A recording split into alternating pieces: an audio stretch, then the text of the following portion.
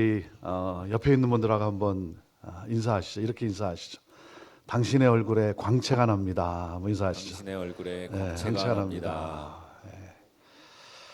납니다. 환경은 때로 우리를 눈물 나게 할 때가 있습니다. 상황은 우리를 우울하게 만들 때가 있습니다.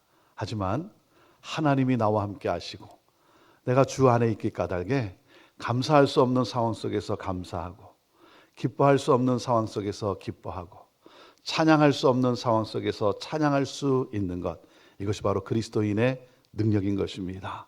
사랑하는 성도 여러분, 어떠한 상황과 어떠한 환경이 있다 할지라도 하나님이 나와 함께 하시기 까닭에 그 하나님을 바라보는 가운데 여러분의 얼굴에 평안이 있고 소망이 있고, 그래서 소망을 잃은 사람들이 여러분을 통해 소망을 얻게 되고, 예수 그리스도를 모르는 분들이 여러분을 통해 예수 그리스도를 만나는 복된 삶을 살게 되기를 축복합니다. 옆에 분의 얼굴에 너무 광채가 나니까 궁금하지 않습니까? 아니, 어떻게 이분은 이렇게 얼굴에 이렇게 빛이 나나 궁금하니까 한번 물어봐야 되지 않겠습니까? 자, 이렇게 한번 물어보시죠. 혹시 서강교회 성도입니까? 한번 이렇게 물어보시죠. 혹시 서강교회 성도입니까? 네. 이것이 교회입니다. 이것이 교회입니다. 여러분의 교회에 대한 소문을 듣고, 특별히 믿지 않는 분들이 여러분의 교회에 대한 소문을 듣고 밝은 얼굴을 볼 때마다 혹시 당신은 서강교회 성도입니까? 혹시 당신은 그리스도인입니까? 이 질문을 많이 받고 하나님 앞에 서게 되기를 축복합니다.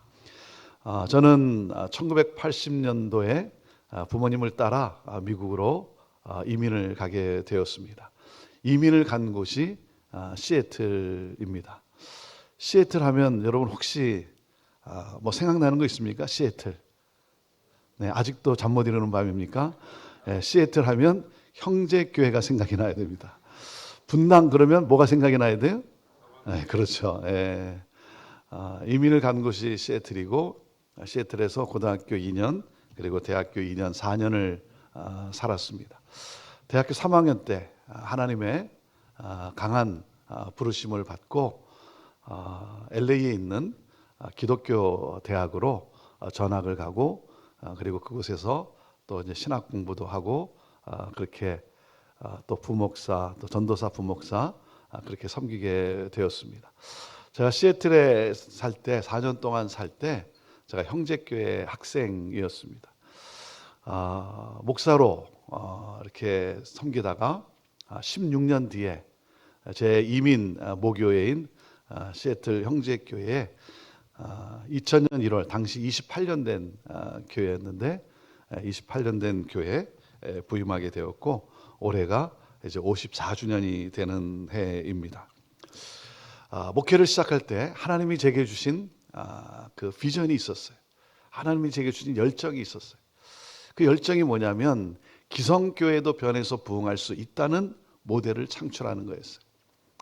기성교회, 전통교회, 교회가 성장하고 부흥하는 기쁨을 누렸는데 어느 순간부터 교회가 정체되기 시작하고 젊은이들은 빠져나가고 점점 교회는 고령화되고, 그러한 기성교회, 전통교회를 볼 때 마음이 너무나 안타까운 거예요.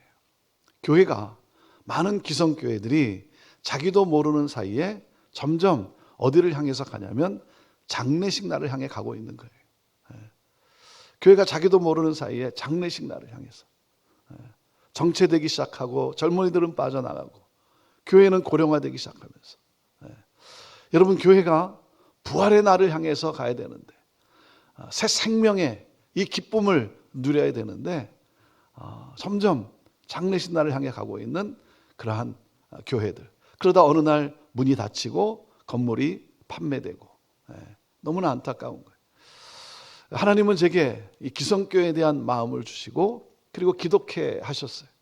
그래서 하나님, 제게 은혜를 한번 부어주시면 기성교회도 변해서 부흥할 수 있다는 모델을 창출함으로 수많은 기성교회들과 함께 꿈을 나누고 그들을 섬기는 그런 목회를 하고 싶습니다.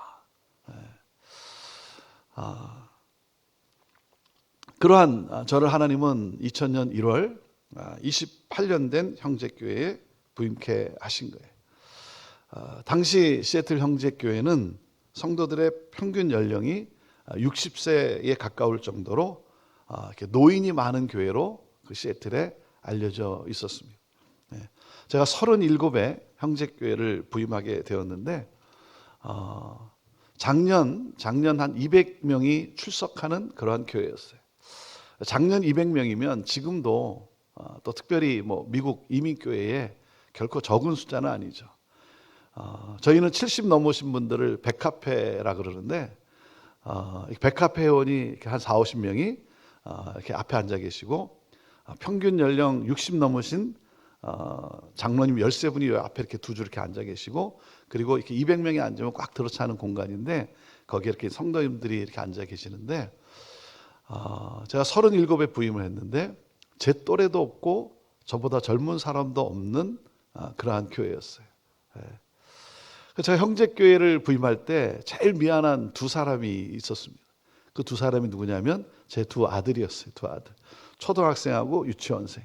두 아들을 데리고 교회를 갔는데 이제 놀 아이가 없는 거예요. 함께 할 아이들이 없는 거예요. 제게 어떻게 느껴졌냐면 마치 양론같이 느껴지는 그러한 교회였어요. 그러면서 예배를 드리는데 예배를 드릴 때는 너무 감동스러운 거예요. 그런데 집에 와서 이렇게 가만히 있다 보면 마음이 점점 공허해지기 시작하는 거예요. 정말 교회가 변할 수 있을까? 마음이 점점 공허해지는 거예요. 그런데 하나님은 그런 형제교회를 놀랍게 변화시키시고 그리고 부흥케 하셨어요. 하나님의 전적인 은혜인 것이죠. 저는 지금도 예배를 드리다가 어린 아이의 울음소리와 웃음소리를 들으면 그렇게 감사해요. 그렇게 감사해요. 왜냐하면 어린아이의 울음소리조차 듣기 어려웠던 그러한 교회였기 때문에. 제가 형제교회 부임해서 함께 우리 성도님들과 함께 꿈을 꾸며 기도한 것 중에 하나가 뭐냐면 부모 세대와 다음 세대가 함께 부흥하는 교회. 다음 세대가 우리 부모 세대보다 더 크게 부흥하는 그러한 교회가 되자.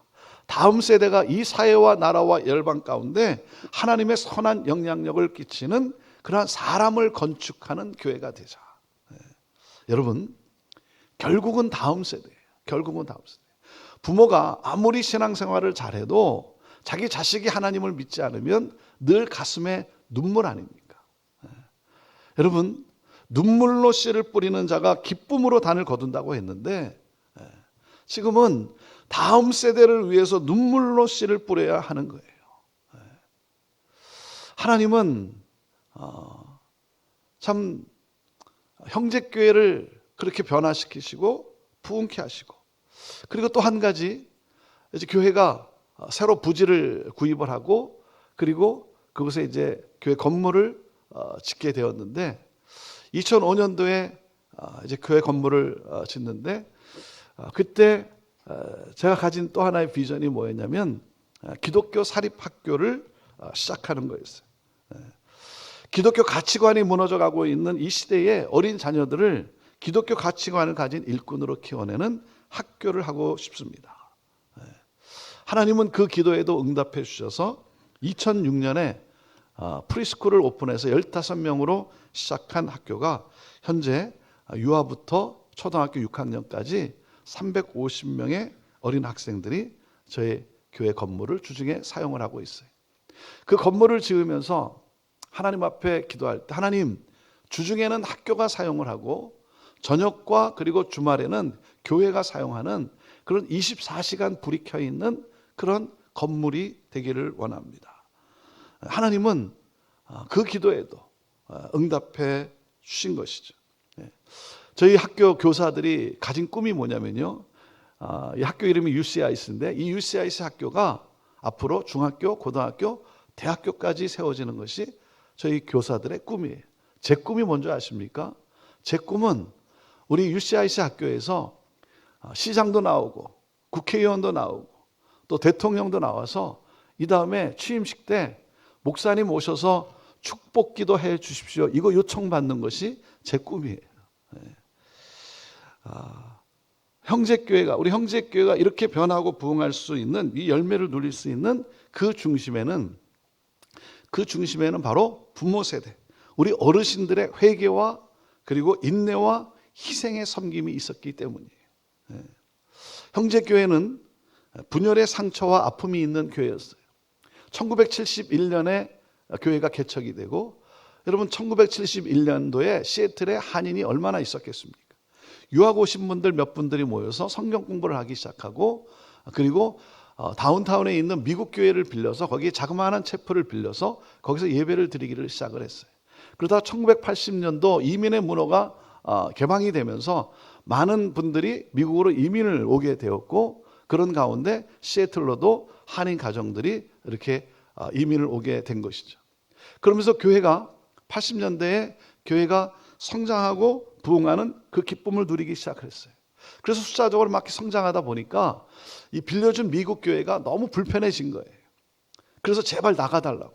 그래서 교회를 이전을 해야 됐던 거예요.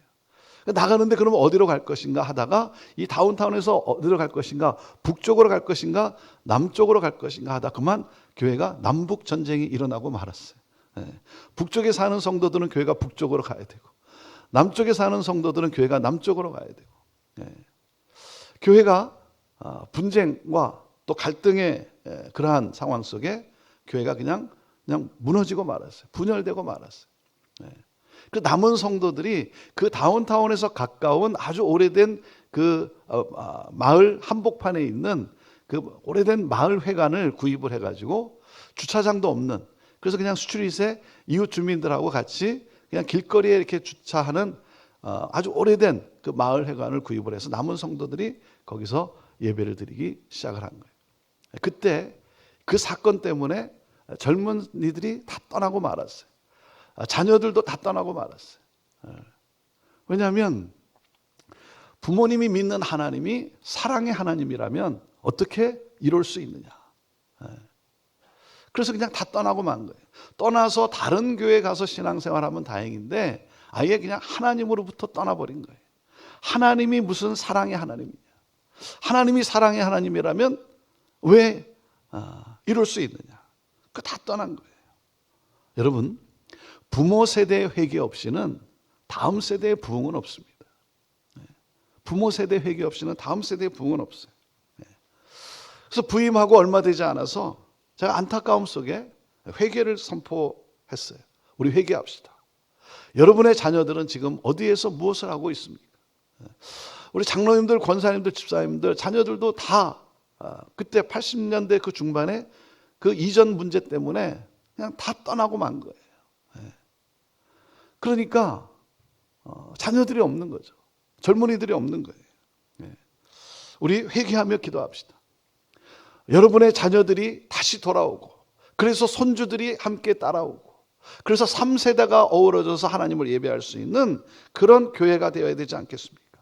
우리 회개합시다. 우리 성도들이요, 회개하며 기도를 하기를 시작을 했어요. 그냥 회개합니다 그게 아니고 정말 가슴을 치며 통곡하며 기도를 하기 시작했어요. 하나님, 우리 죄악 용서해 주시고, 하나님 내 죄악 용서해 주시고, 우리 긍휼히 여겨 주시고, 하나님 우리 자녀들, 그래서 손주들 같이 돌아오게 해 주시고, 그래서 정말 3세대가 함께 예배할 수 있는 그런 교회 되게 하여 주옵소서.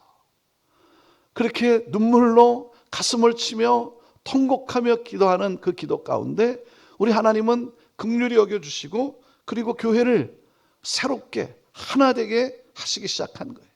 그래서 이 무기력한 교회에 사람들이 오기 시작하고, 젊은이들이 오기 시작하고, 떠났던 장로님들의, 권사님들의, 집사님들의 자녀들이 그 자녀들을 데리고, 그 손주들을 데리고 다시 돌아오기 시작하고, 그러면서 새 역사가 시작된 거예요.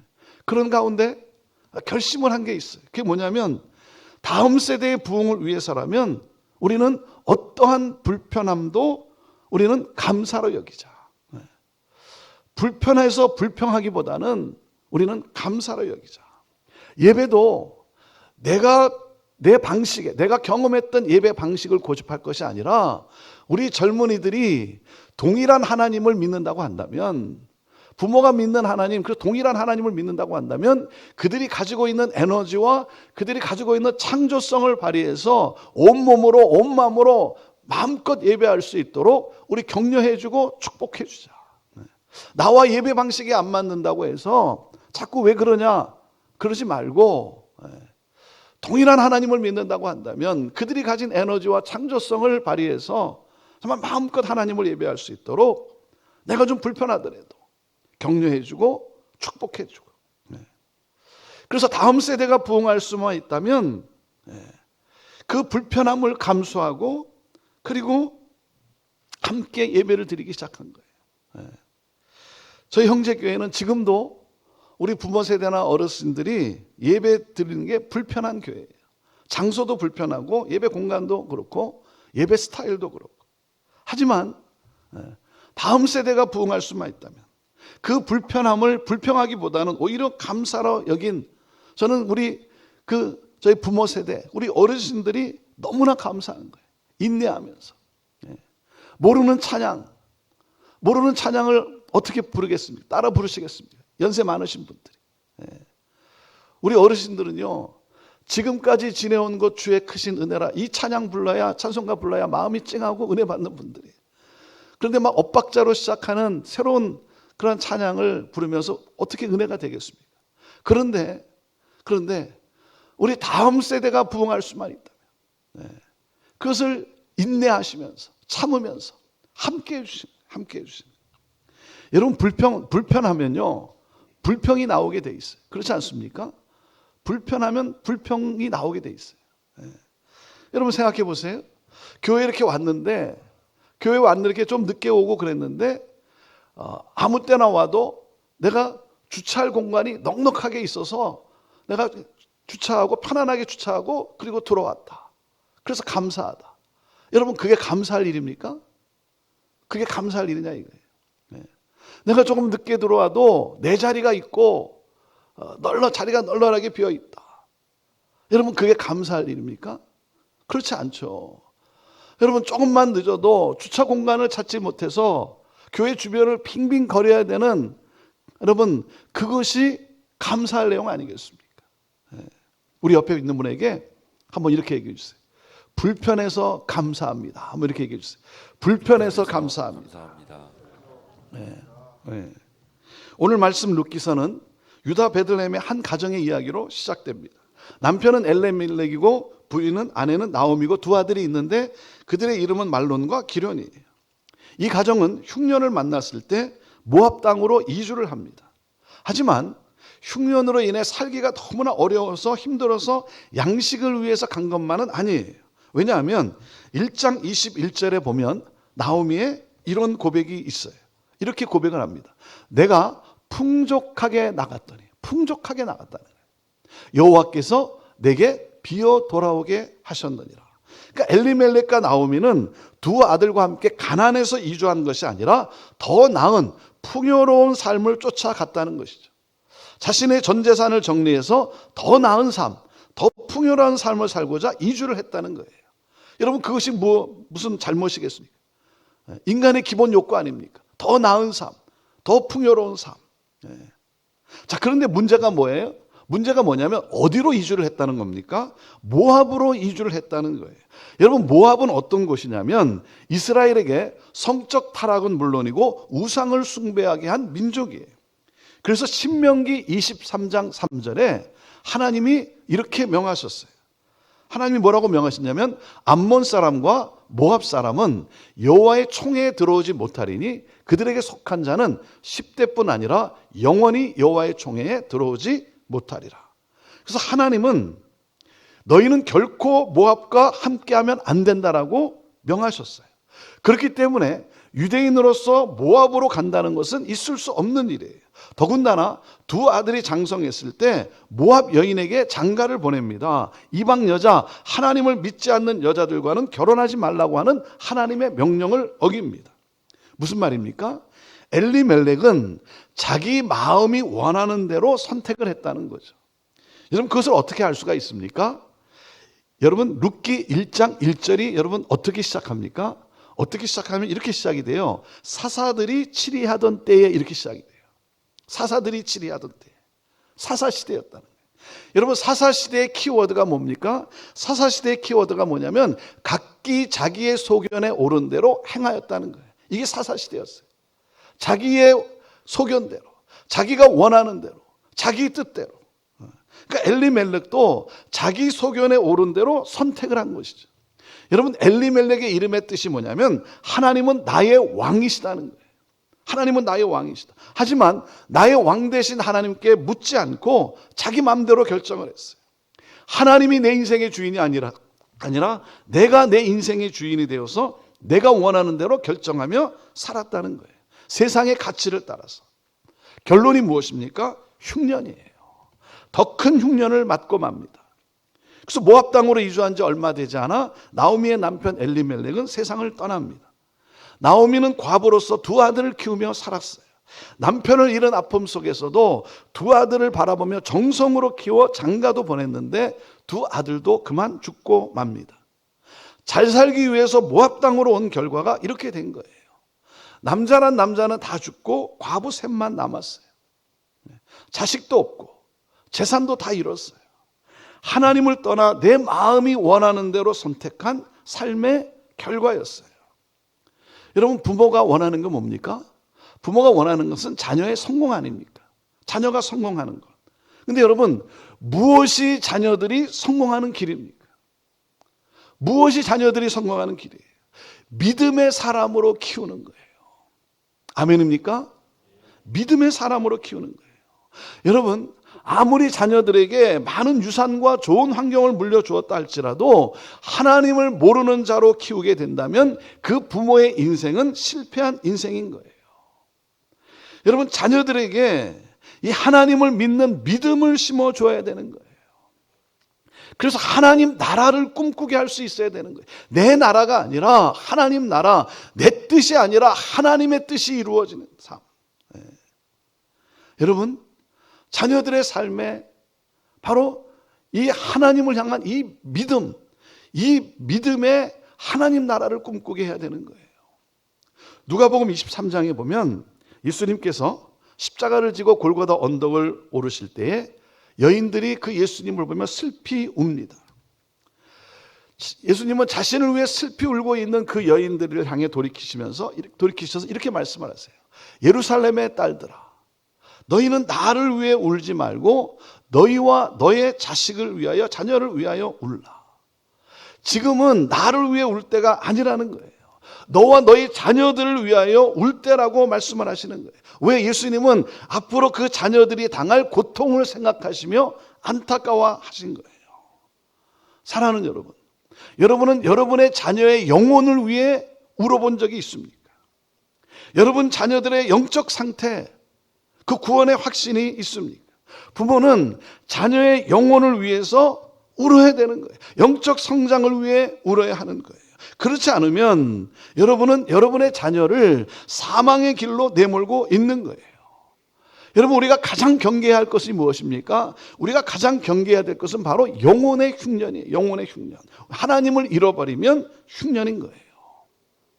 그러니까 하나님과 상관없이 살아온 이 나오미는 처참한 환경에서 정신을 차립니다.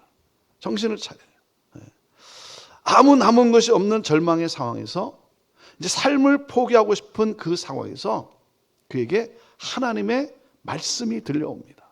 자, 6절 말씀을 우리 룻기 1장 6절 말씀을 우리 같이 읽어보시죠. 시작. 그 여인이 모압 지방에서 여호와께서 자기 백성을 돌보시사 그들에게 양식을 주셨다 함을 듣고 이에 두 며느리와 함께 일어나 모압 지방에서 돌아오려 하여. 하나님께서 고통받는 백성을 돌아보시고 그들에게 은혜를 베푸셨다. 이 소식을 들은 거예요. 이 소문이 나오미에게는 하나님의 음성으로 들렸어요. 하나님의 말씀으로 들렸어요. 사랑하는 여러분, 우리가 말씀을 펼칠 때 여러분 그 말씀이 나를 향한 하나님의 음성으로 들려와야 되는 거예요. 그래서 우리가 하루를 시작할 때 우리가 말씀을 펼치고 우리가 큐티를 하고 할 때도 뭡니까? 오늘 나에게 주시는 하나님의 말씀이 무엇인가? 말씀을 통해 그 하나님의 음성을 들어야 되는 것이죠. 나오미는 이 소식을 들으면서 이것이 하나님의 음성으로, 그리고 뭡니까? 내게 다시 돌아오라고 하는 하나님의 그 손짓으로 보였던 거예요. 그래서 나오미는 자신을 돌아봅니다. 나는 모압 땅에서 무엇을 하고 있는가? 회개합니다. 방향을 돌이킵니다. 고향 베들레헴으로 다시 돌아가기로 결심합니다. 풍족한 양식을 얻기 위함이 아니고 물질의 풍족함이나 궁핍함 속에서도 돌보시는 하나님을 다시 만나고 싶었던 거예요. 그래서 남은 생애는 하나님께 소망을 두고 하나님만을 섬기며 살리라. 그래서 나오미는 하나님께로 돌아가기로 결심을 합니다. 여기서부터 인생의 반전이 시작이 됩니다. 여러분 1장의 마지막 절인 22절이 어떻게 기록되어 있냐면요, 우리 같이 읽어볼까요? 시작. 나오미가 모압 지방에서 그의 며느리 모압 여인 룻과 함께 돌아왔는데 그들이 보리 추수 시작할 때에 베들레헴에 이르렀더라 그랬어요. 흉년으로 시작한 1장의 마지막은 풍년을 예고하고 있어요. 무슨 말입니까? 나오미에게 새로운 삶이 전개될 것을 암시해주고 있는 것이죠. 자, 그리고 보세요. 나오미가 베들레헴으로 돌아가는데 혼자만 돌아가지 않게 하시고 며느리 룻을 붙여요. 룻을 함께 따라가게 하셨어요. 하나님은 쓰디쓴 고통의 절정에 있는 이 나오미를 홀로 내버려 두시지 않으시고 룻이라고 하는 희망의 씨앗을 허락하십니다. 왜? 나오미 혼자는 회복의 가능성이 없어요. 나오미 혼자로서는 끊어진 가문을 일으킬 수가 없는 거예요. 아무 가능성, 아무 가망이 없는 거예요. 하나님은 며느리 룻을 붙여서 룻에게 기업을 갚아줄 수 있는, 빚을 갚아줄 수 있는 보아스라는 사람을 만나게 하십니다. 여러분, 룻이 양식을 얻고자 밭에 들어갔는데, 밭에 들어가 이삭을 줍는데 그 밭이 누구의 밭이었다는 거예요? 누구의 밭이요? 보아스의 밭이었다는 거예요. 여러분, 이것이 우연입니까? 우연히 보아스의 밭에 들어갔고 그때 마침 보아스가 거기에 와 있었다. 여러분, 우연입니까? 운이 좋아서 그렇습니까? 그렇지 않죠. 사람의 입장에서는 우연이라고 말할 수 있지만 하나님의 입장에서는 준비된 섭리였던 거예요. 나오미와 나오미의 가정을 구원하시는 하나님의 세밀한 계획과 섭리였다는 거예요. 나오미 가정에 끊어진 가문을 일으키시는, 다시 새롭게 하시고자 하시는 하나님의 여러분 일하심이었다는 거예요. 이 보아스는 이방 여자 룻을 아내로 맞이합니다. 그리고 룻은 아들을 낳게 되는데 이름은 오벳입니다. 하나님은 나오미의 가정의 회복을 위해 기업 물을 자 보아스를 예비하셨고 보아스를 통해 상속자를 허락하시는 거예요. 그러니까 죽은 두 아들을 가슴에 묻고 쓰린 눈물을 삼켜야 했던 이 나오미. 이 나오미는 손자를 안고 기뻐합니다. 하나님의 측량할 수 없는 은혜가 나오미에게 임했어요. 더 이상 아무 가망도 없고 희망도 없고 삶을 포기하려고 했던 그때 나를 포기하지 아니하시고 나에게 말씀해 다가오시는 그 하나님의 음성을 듣고, 그리고 그 나오미가 그 삶을 돌이켜서 하나님께로 돌아가기로 결정을 하고 하나님만을 섬기며 살겠노라고 다짐하며 나아갈 때 하나님은 이 나오미와 나오미의 가정을 놀랍게 회복시켜 주신 거예요. 그리고 하나님의 은혜는 거기서 멈추질 않죠. 여러분, 룻기는 4장으로 되어 있어요. 룻기가 4장으로 되어 있는데요, 룻기 마지막 절인 4장 21절과 22절이 어떻게 맞히는 줄 아십니까? 우리 같이 읽어볼까요? 시작. 살몬은 보아스를 낳았고 보아스는 오벳을 낳았고 오벳은 이새를 낳고 이새는 누구를 낳았더라? 다윗을 낳았더라. 그들의 계보는 오벳에서 이새로 그리고 다윗에게로 이어집니다. 뭐라고요? 그저 룻이 보아스와 결혼해서 아들을 낳았다, 그래서 행복하게 살았다, 여러분 그렇게 끝나지 않습니다. 룻을 통해 이스라엘의 가장 위대한 왕 다윗이 태어나요. 놀라운 일이죠. 누가 이런 일이 일어날 것이라고 생각이나 했겠습니까? 누가 상상이나 했겠어요? 아니 여러분, 모압 여인인 룻, 이방 여자인 룻을 통해 하나님이 이런 일을 일으키시리라고 누가 상상이나 했겠어요? 하나님의 놀라운 은혜죠. 그 아들을 통해 다윗 왕의 가문을 세워요. 그리고 그 가정을 왕의 가문으로 높이십니다.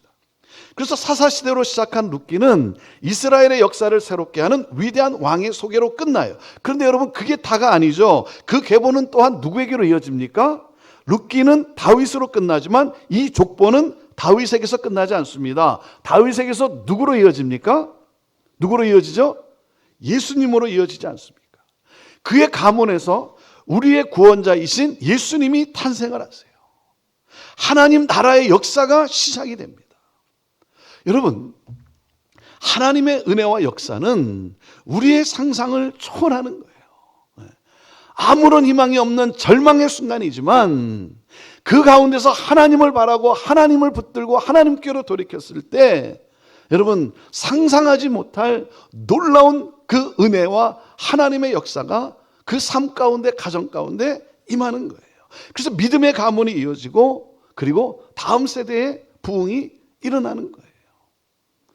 저는 그동안 정말 다음 세대를 외치고 우리 어르신들이, 우리 부모 세대가 희생하고 인내하고 다음 세대가 부흥할 수만 있다면 눈물 흘리고 기도하고 그러는 가운데 그 수고한 노력이 20년이 지나면서 하나님이 그 열매를 보게 하시더라고요.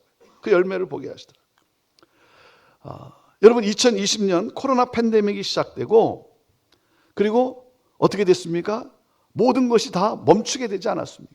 교회가 셧다운되고 교회 모든 준비한 사역들이 하나씩 다 취소할 수밖에 없는 그러한 상황 속에서 조금 지나면 나아지겠지 하는데 계속 더 악화되고 그러는 가운데 모든 사역들이 취소되기 시작하면서 7월 달에 저희 교회에서는 7월이 되면 이제 여름 성경학교를 합니다. 2주 동안 여름 성경학교를 해요. 그런데 이제 5월 달이 시작이 되는데 5월 달이 시작되는데 이 7월 달에 여름 성경학교를 도저히 할 수 없는 그런 상황이 되고 만 거예요. 그래서 여름 성경학교도 취소해야 되는구나, 취소했다라고 하는 광고를 해야 되는구나 라고 하는 그 순간에 저희 교회에 20대, 30대 청년들이 이 밀레니얼 세대, 이 MZ 세대 청년들 20명이 저를 찾아왔어요. 저를 찾아와서 뭐라 그러냐면, 목사님, 이번 7월 달 여름 성경학교를 대면으로 할 수 없게 된 상황인데 자기들을 믿고 맡겨주면 자기들이 영상을 만들어서 2개월 동안 영상을 만들어서 그 어린 아이들이 여름 성경학교를 할 수 있도록 온라인으로 여름 성경학교를 할 수 있도록 자기들이 준비를 하겠다는 거예요. 그 청년들 가운데는 태어나서 부모님의 품에 안겨서 처음 교회에 나와서 제가 안고 축복 기도해 준 그 친구들도 있고 저희 교회에서 자란 친구들이에요. 그래서 20대, 30대 초반이 된 이 밀레니얼, 이 MZ세대 이 청년들이 그렇게 이야기를 하는 거예요. 자기들을 믿고 맡겨주면 자기들이 열심히 영상을 준비해서 온라인으로 아이들이 여름 성경학교를 할 수 있도록 하겠다는 거예요. 그러니 얼마나 감사합니까? 청년들이 뭉쳤어요. 아이들이 좋아할 수 있는 재밌고 그리고 창조적인 영상을 만들어서 아이들에게 복음을 전하겠다는 거예요. 모든 사역을 다 취소하는 그런 상황이었는데 그래서 짧은 기간 동안 2개월 동안 열심히 영상을 만든 거예요. 부모님들은, 어른들은 이들을 위해서 기도해 주고 또 필요한 재정을 서포트하고 저희가 7월 달에 여름 성경학교를 하면 750명에서 800명의 아이의 여름 성경학교를 합니다. 그런데 이들이 2개월 동안 준비해서 온라인으로 여름 성경학교를 하는데 이게 온라인이 되다 보니까 2,000명의 아이들을 여름 성경학교를 하게 된 거예요. 그러니까 우리 교회 아이들뿐만 아니라 타 교회, 온라인으로도 여름 성경학교를 할 수 없는 그러한 교회들이 조인이 되면서 그러면서 함께 참여하게 된 것이죠. 그러니까 우리 교회의 아이들을 위한 사역뿐만이 아니라 교회를 섬기는 사역이 된 거예요. 이게 교회를 섬기는 사역이 된 거예요. 그리고 2021년이 시작이 됐는데 여전히 코로나 팬데믹 가운데 여전히 모든 것을 할 수 없는 그러한 상황이 된 것이죠. 그러니까 이 친구들이 1월 달에 저를 또 찾아왔어요. 저를 찾아와서 뭐라 그러냐면, 목사님, 올해도 여름 성경학교를 대면으로 할 수 없을 것 같은데 자기들을 믿고 맡겨주면 이번에는 7개월 동안 열심히 잘 준비해서 정말 더 재밌고 창조적인 그러한 영상을 만들어서 아이들에게 복음을 전하는 그러한 일을 하겠다는 거예요. 이게 자발적으로. 그 얼마나 감사합니까? 어린 자녀들을 위해서, 그 다음 세대를 위해서 이 밀레니얼 세대가, 이 청년들이 그렇게 헌신을 한 거예요. 그래서 지난번 2개월을 준비해서 2,000명을 이렇게 여름성경학교를 하고 나니까 이 친구들이 뭐라 그러냐면요, 이번에는 7개월 준비해가지고 10,000명을 하겠다는 거예요. 10,000명을. 2,000명을 하고 나니까 이게 간이 바깥으로 나와가지고 10,000명을 하겠다는 거예요. 그래서 이 젊은이들은 이 사명에 헌신을 하고 부모 세대는 이들을 위해서 기도와 물질로 섬겨주고, 그러면서 여름성경학교를 2021년 7월 달에 오픈을 하는데 10,000명이 넘는 그러한 아이들이 함께 참여하게 된 거예요. 정말 놀라운 하나님의 은혜인 것이죠. 그러고 난 다음에 이 친구들이 자기들을 믿고 맡겨준 부모님들께 교회에 감사하다라고 하는 영상을 만들었어요. 자기들을 믿고 맡겨준, 기도해주고 재정으로 서포트해주고. 그 영상의 내용이 뭐냐면, 이민 가운데서도, 이민이라고 하는 힘든 삶에서도 건강한 교회를 세워주신 부모 세대에게 감사하다는 내용이에요. 건강한 교회를 세워주셔서 자기들이 건강하게 영적으로 성장할 수 있었다는 거죠. 자기들을, 다음 세대를 영적으로 건강하게 성장할 수 있도록 그렇게 희생해주고 수고해주시고 헌신해준 그 부모 세대 어르신들에게 감사하다는 그러한 고백이었어요. 그리고 마지막에는 뭐라 그러냐면, 이제 자신들이 이 신앙의 바통을 이어받아서, 이 바통을 이어받아서 이제 자기들이 뛰겠다는 거예요. 자기들이 하나님의 그 거룩한 꿈을 향해 자기들이 이제 전진하겠다는 거예요. 그 영상을, 감사하다라고 하는 영상을 만들었는데, 이 시간 그 영상을 함께 같이 보도록 하겠습니다.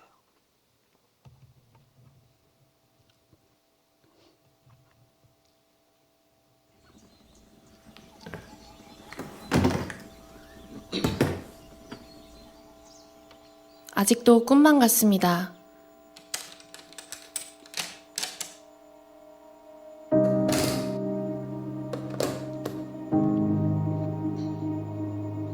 (50년) 전 여러분들은 함께 시애틀 중심에 교회를 개척했습니다. 함께 모여 예배하고 교제할 장소를 찾았습니다. 모든 것 위에 그리스도의 사랑이 중심이 될 공동체, 가족이 함께 성장하고 친구들을 만나며 삶이 영원히 변할 수 있는 곳이었습니다. 하지만 여러분은 자신들뿐만이 아니라 다음 세대들을 위한 교회를 세웠습니다. 아직 세상에 태어나지도 않았던 우리 자녀들을 위하여 큰 희생과 투자를 하기로 결정했습니다. The first generation walked so that the second generation can run. When I heard that, I was deeply moved because that's exactly what our first generation members have been doing.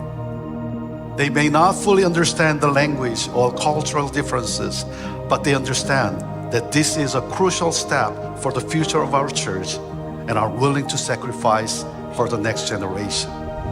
그로 인하여 오늘날 우리가 이 자리에 있습니다. 50년이 지난 지금도 한 가족으로 단합되어 이 자리에 서 있습니다.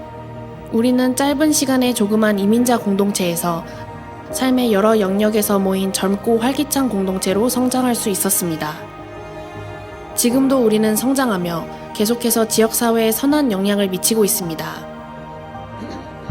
이 모든 것은 여러분 덕분입니다.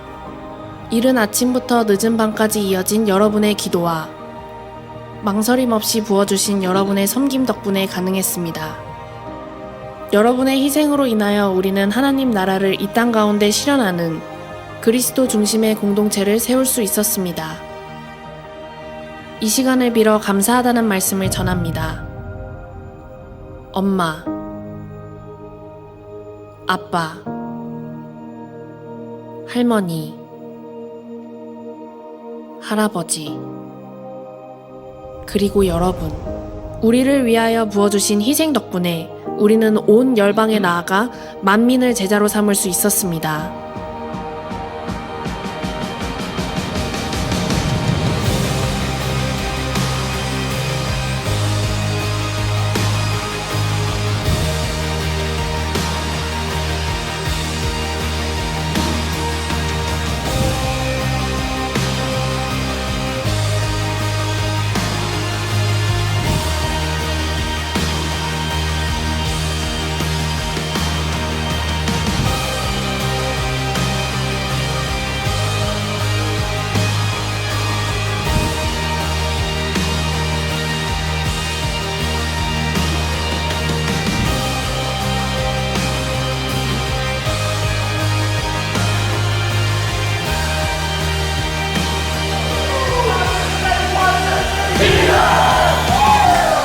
이제 시작합니다.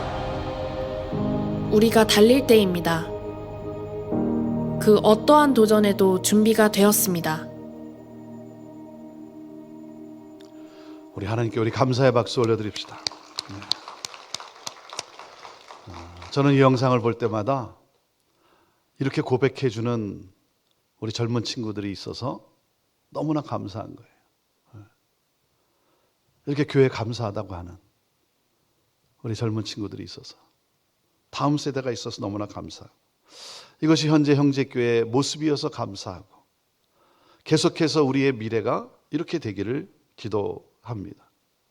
여러분, 다음 세대를 위한 사역은 교육부만의 사역이 아니라 교회 전체의 사역이에요. 교회 학교의 사역은 교육부가 알아서 하는 것이 아니라 교회 전체가 메어 달려야 하는 사역이에요. 교회가 함께 눈물로 씨를 뿌려야 하는 거예요. 양로원 같았던 교회를 회복시키시고, 어린아이의 울음소리조차 듣기 어려웠던 교회를 회복시켜 주시고, 그리고 다음 세대를 세우시고 새 역사를 써내려 가시는 하나님의 그 은혜가 너무나 감사한 거예요. 사랑하는 여러분, 나오미의 삶을 회복시키신 하나님이 오늘도 여러분의 삶에 역사하고 계세요. 그래서 우리의 과거가 어떠하든 하나님께로 돌아오기만 하면, 하나님께로 돌아오는 자에게는 한없는 자비와 긍휼을 아끼지 아니하시는 하나님이세요. 그래서 하나님께로 돌아오라는 거예요. 하나님을 붙들라고 하는 것이죠. 하나님께로 돌아오면 하나님은 우리를 치유해 주시고 우리의 삶을 기쁨으로 회복시켜 주시고 우리의 가정을 회복시키시는 그 하나님, 그리고 내 삶뿐만 아니라 내 자녀의 삶을 일으켜 주시는 그 하나님, 그리고 그들을 통하여 나아가 나라와 민족 가운데 놀라운 새 일을 행하시는 하나님이신 것이죠. 여러분의 인생에 흉년이 들었습니까? 여러분의 인생에 어떤 고통의 문제가 있습니까? 아픔이 있습니까?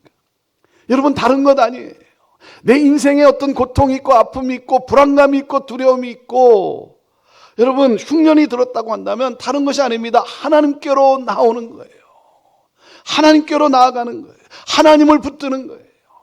하나님을 붙들 때 흉년을 풍년으로, 슬픔을 기쁨으로, 절망을 소망으로 바꿔주시는 그 하나님, 여러분의 자녀를 위해 하나님 앞에 간절히 기도하며 나아갈 때 예수님의 계보를 잊게 하는 그 삶을 살게 하시는 그 하나님. 사랑하는 여러분, 문제가 아니라 뭐예요? 내 삶에 문제가 있다는 것은 무엇입니까? 그 문제가 아니라 하나님께로 돌아오라고 하는 사인이에요. 하나님께로 나오라는 것이죠. 하나님을 붙들라는 것이죠. 저는 어렸을 때 제가 새벽에 일어나서 화장실 가고자 새벽에 일어나서 이렇게 문을 열고 나오면 그 추운 겨울에 눈이 오고 이러니까 저희 어머니가 교회로 새벽 기도를 갈 수 없으니까 그 차디찬 부엌 바닥에서 무릎을 꿇고 기도하시는 그 모습을 제가 종종 목격을 했어요. 그 찬 바닥에서 무릎을 꿇고 기도하시는. 그래서 제가 그 모습을 보면서 내가 어머니를 봐서라도 내가 나쁜 사람이 되면 안 되지.